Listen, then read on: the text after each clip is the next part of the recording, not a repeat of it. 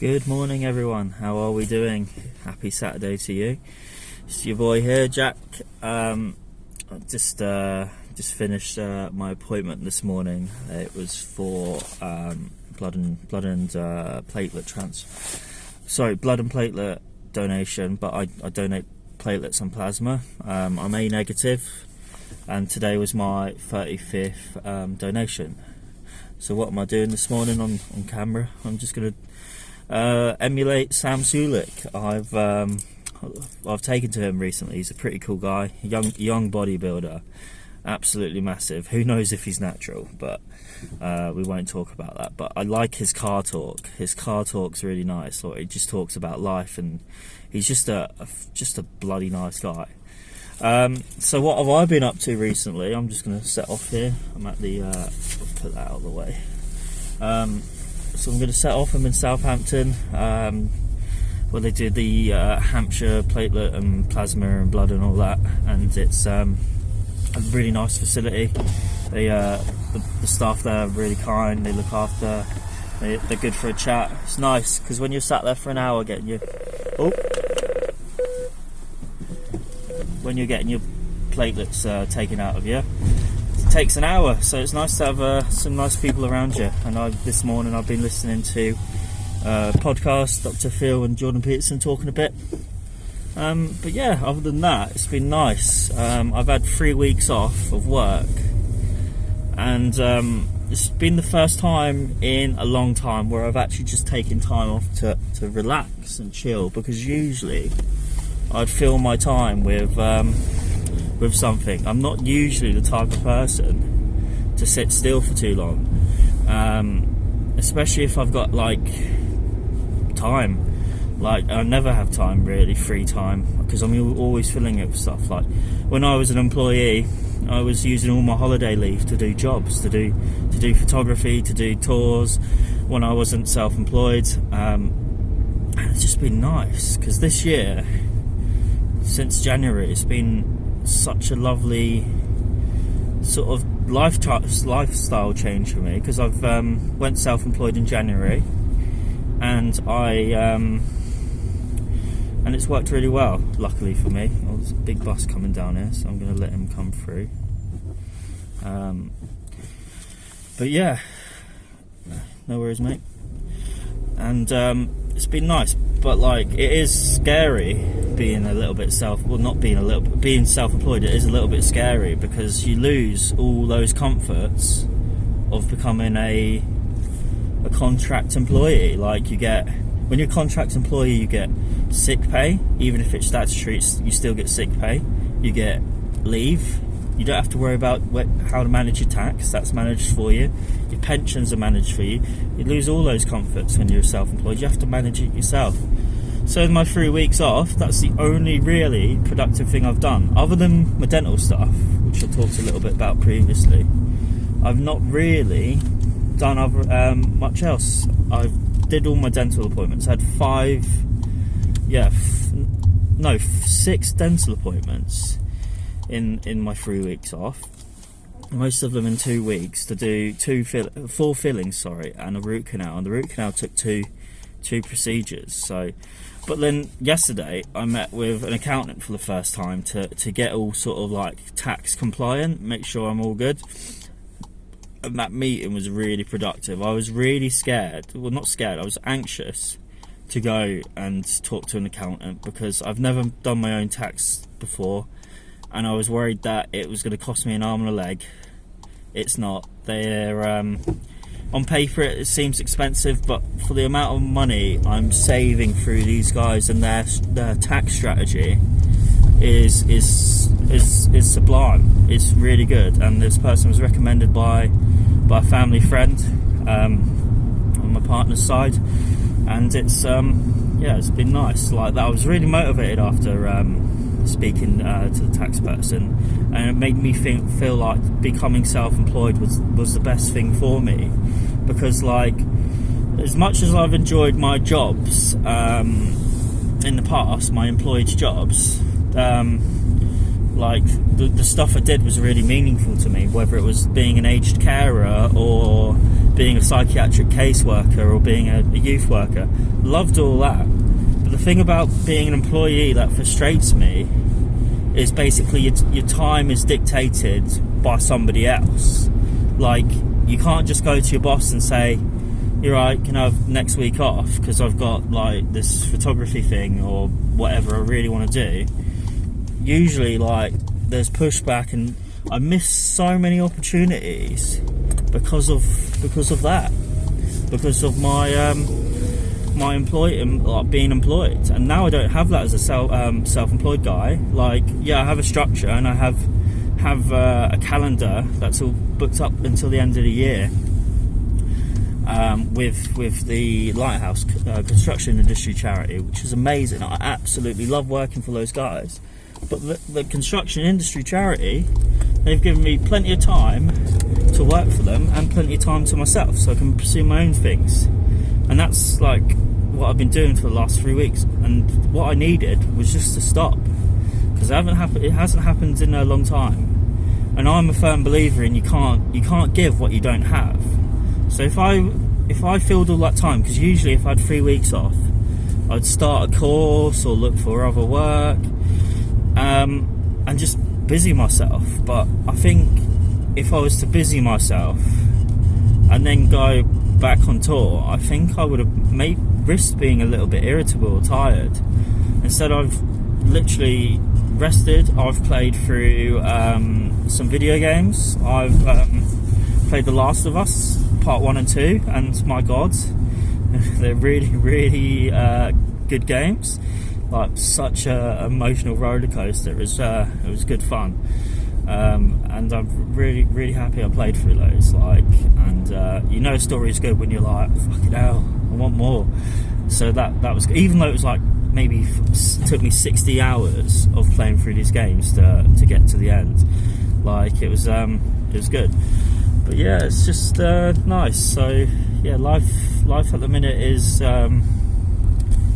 funny. It's a funny thing, but it's a good thing. Like, being self-employed, like, all these opportunities. And I've been thinking today, like, as I was having my donation, what do I actually want to do, and how do I do it? Because I think we always go through life like thinking, how do I become successful and stuff? And I think life is a lot about that, but it's also like living in the moment, having the things you need. Like, and I've realised I want to do more photography, but also realised that my confidence in photography is lacking. Like, I won't beat around the bush. When I photograph a wedding, like, I know there's a skill element there. I know what I'm doing.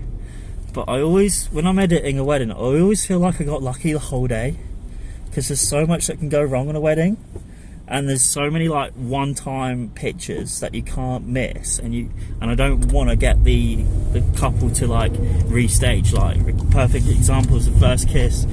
On a recent wedding I photographed, I literally had a literal second to photograph the first kiss, because the vicar, the priest, was standing right in the centre for a long time, and it was quite a quick kiss. So I was so glad I got it. It wasn't composed perfectly, like the image. I would have liked to get it a bit more central, but it's still a good picture. Like, I'm still happy with what I gave away. But these things in life, this is what life's all about. Like, it just doesn't always go to plan, and you can worry all day long about things that haven't happened yet, but you won't know how they're going to go until you get there. Like, good examples next week.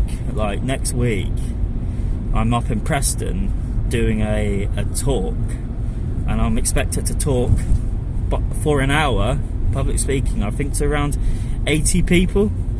And like, I've done it maybe dozens of times now. Like, I've been on tour a lot, I've done a lot of public speaking, I'm happy with it.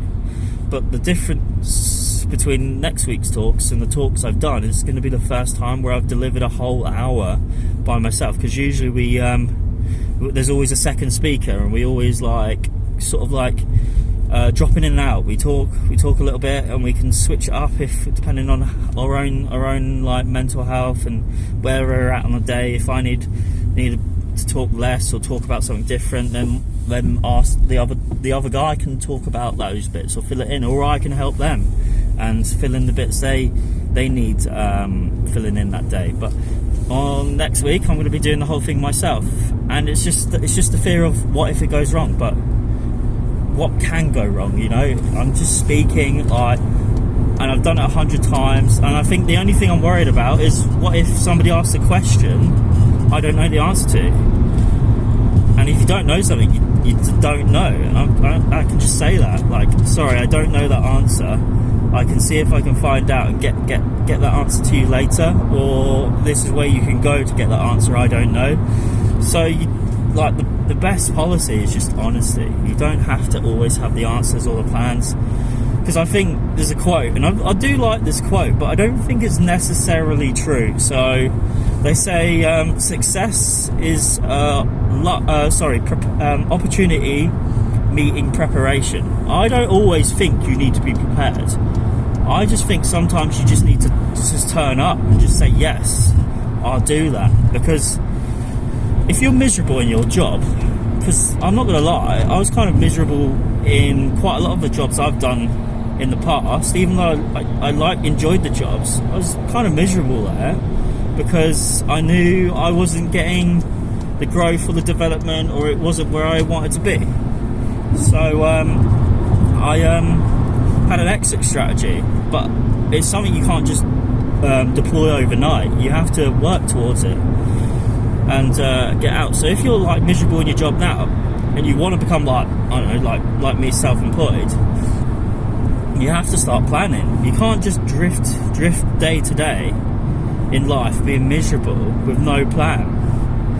We have a responsibility to heal our own trauma, because let's say if you're traumatized, you can never give 100%, not only to yourself but to the things around you, to the responsibilities you have, or to the people you love. So we have a responsibility to heal our trauma. So ask yourself that question. Be a bit honest to yourself. What trauma am I carrying, and what help do I need? And if it's a complex trauma, or if you never ask for help in your life, figure out who you might start with. Maybe you're feeling a bit down. Maybe you've had something horrendous happen to you. You don't know how to cope with it. Just reach out to somebody. Like, have a conversation. Like, it sounds weird, but good people to speak to if you're a bit lost in life. Samaritans. You don't have to be suicidal to call the Samaritans, but if you're struggling, just give them a ring and tell them about it. They won't tell you the cure or the what's the word, like, or the how to fix your problem, but just by you vocalizing it out loud, you would give yourself that space to to think about it properly. Sometimes I stutter over my words, and it's like you think, oh bloody hell, he's a public speaker, he has to speak coherently. When I was a kid, I had speech therapy. Like, I'm dyslexic, and I think my dyslexia, even now, has an effect on my speech and the words. But I just find different words to use to describe what I'm talking about. So there is ways over it. But going back to my point, reach out to somebody, and just because airing that problem, you actually start to think about it properly, and you start to think about it logically. Because when an idea is in your head and it's causing you pain or annoyance, or it's pissing you off, it's spinning around in your head, and you're and you're not thinking about it logically. A great example of this is when I was in university. I was bloody miserable. It was one of the worst psychological conditions I've ever been in, and one thing my internal logic was telling me, and one thing that kind of made me feel suicidal, was I started to think that everyone in my life, whether it was family or friends, would be better off without me. That I was a burden on everyone. And that's a word we hear a lot in mental health, burden. I don't want to be a burden. I can promise you that you're never a burden as much as you think you are. Like, yeah, you might make somebody a bit uncomfortable if you start being honest with them, but we can't just go through life comfortable all the time. Sometimes it's really good to reach out and speak to people, because when I felt like I was a burden on everyone else, I was a burden to nobody other than myself, because the person I felt a burden to was myself, because I hated myself. I always used to wish I was other people when I was in that state, and that was illogical. And the way I got thinking healthy again was I started speaking about it.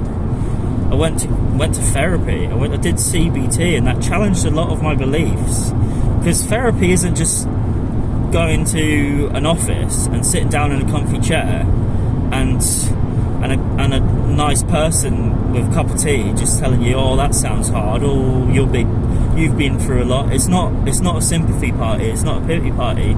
Counselling and therapy is the professional practice of challenging you in a safe way. Like, that's what therapy is all about. It's challenging your beliefs, your thoughts, and your motives, like what drives you. And by challenging yourself in these ways, you can find a positive and healthy way to grow and to heal.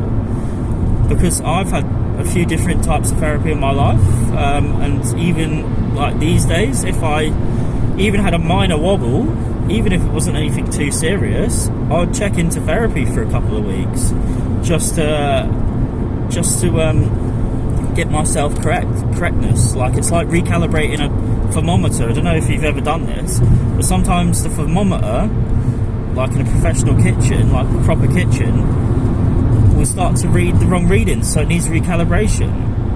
And how do you recalibrate it? You put a thermometer in boiling water to make sure it's reading 100.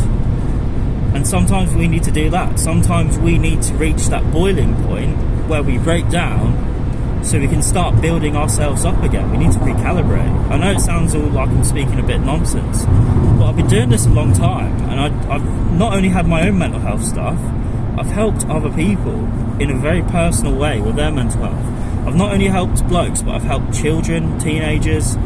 I've helped a lot of people with their mental health, and I've never been able to fix any one of those person's problems. I've never been able to give them like a step-by-step guide of what they need to do to get out of it.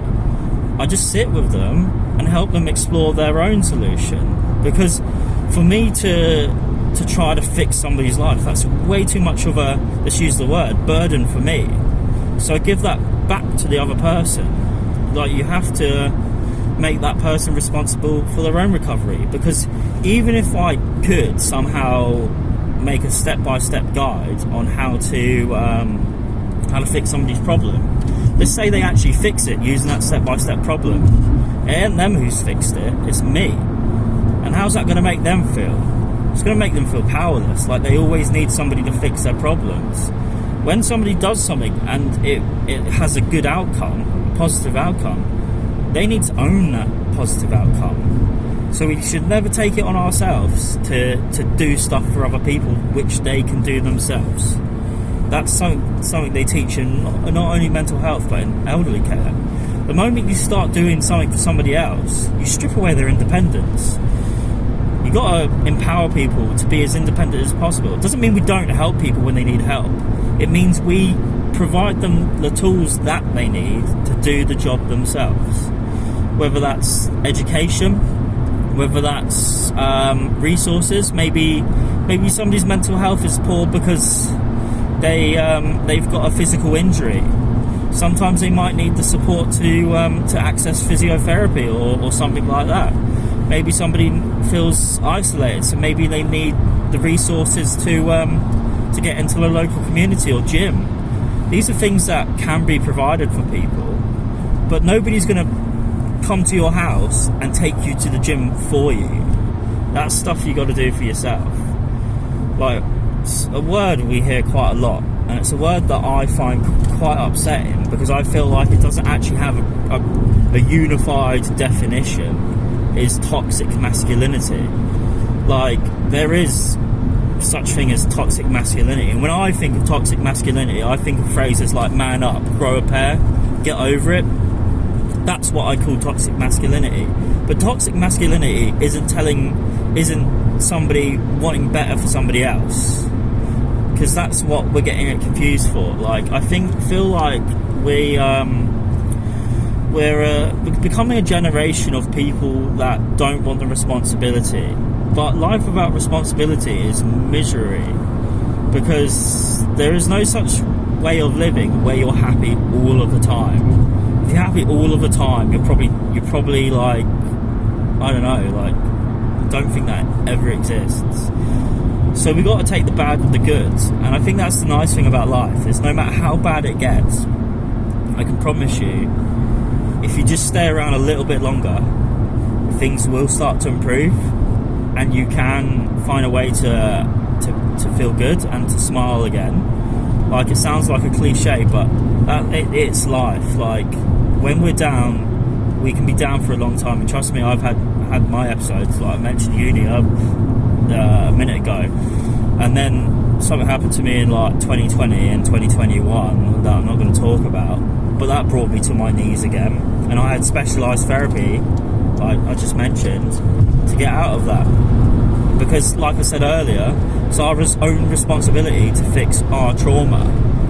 Like, you can have the help, but at the end of the day, it's your responsibility to choose that you want to get better, and choose to accept the help.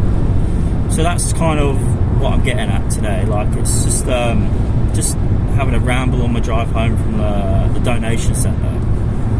Like, because I feel like we could all do better for ourselves and better for other people, and that's what I try to do every day, because life is hard. It is miserable for a lot of people, and we all have a very, very unique power that not many of us are utilising, and it's very simple, this power we have. We all have the power to either make somebody's day or break it, and I know what I would choose every time. If I can make somebody's day, whether it's a stranger or somebody I know, I'm going to try to do it. And I tell you what, it's actually harder to make somebody's day for people that you know and people that you love, because you're around them the most, and I guess the expectation is a bit higher for people we know. So but for strangers, I love making a stranger's day. I love making anyone's day, but I really like making a stranger's day, because you never know what somebody's going through, and it could mean the world of difference for them. It could make the world of difference, because I remember, I think the year was 2021. I was going through something really horrible. I felt really deflated. I was working in a job full of, well, it wasn't full of toxic people, but there were two people in that job that made me absolutely miserable. And I was on my drive to work that morning, and this stranger changed my perception, because at this point in my personal journey, I was so down, I could have happily watched the world burn. But this stranger reminded me of the goodness of people, and this stranger influenced me to do better. And they did. It was a stranger. I never met them. I don't know what they looked like. They never said anything to me. I was sat in a drive-through on my way to work. I was just getting a coffee. I wasn't getting breakfast. And the car in front of me, I can't even remember what car it was, because I was so depressed I probably wasn't recording memories properly. But the way this stranger made me feel was amazing, because this stranger, even though it was only like a £2 flat white or whatever I was drinking at the time, they bought my coffee for me. I pulled up to the window, and the bloke said, "Yeah, the car in front of you's paid for your order." And I was like, it blew me away. It almost brought me to tears, because the way I was feeling at that time wasn't good. I felt like there was nothing but negativity in the world, and this stranger kind of rescued me from that. And I remember the week, because I wanted to say thank you to that stranger, but they drove off. Like, they weren't in the car park.